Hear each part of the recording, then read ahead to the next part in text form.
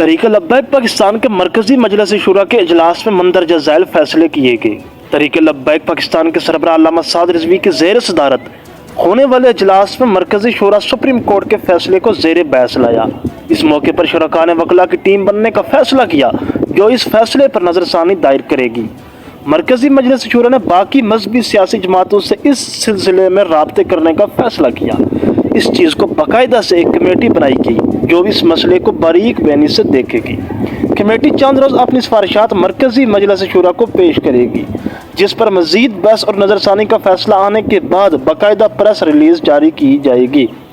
اس سلسلے میں جیت علماء و مشائخ سے رابطے کیے گئے۔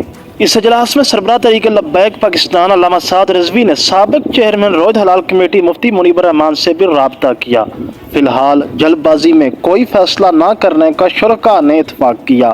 معاملہ اختصاص نوعیت کا جلد بازی میں لیا گیا فیصلہ اس کلاس کو نقصان پہنچا سکتا ہے۔